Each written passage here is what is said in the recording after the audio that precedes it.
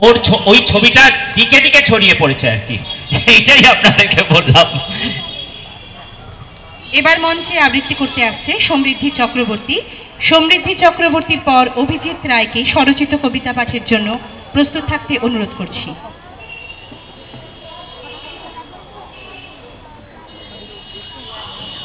নমস্কার, কবি ভবানী প্রসাদ মজুমদারের কবিতা হরিনামের পরিণাম।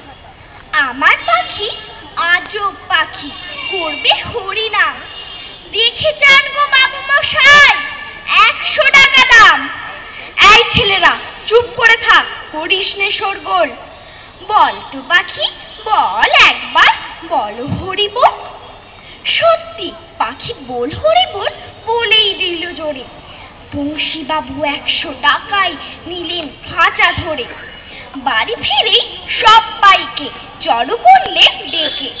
জনা 50 লোকের মাঝে বললেন জোরে হেঁকে, এই যে পাখি দেখছো সবাই, মথুরায়ের ধাম।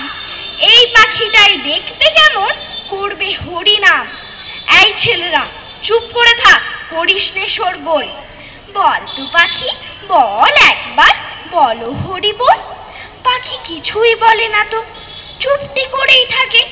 বংশীবাবু রেগে মেগে বলেন তখন তাকে, এত করে সাজছি তোকে, বাড়ল কি তোর দর? দোহাই পাখি বল হরি বল, নইলে খাবি চড়। বললে পাখি চুপ করে থাক, এখন আমি শুই। বল হরি বল বলবো পরে, মরবি যখন তুই। নমস্কার। আকাশ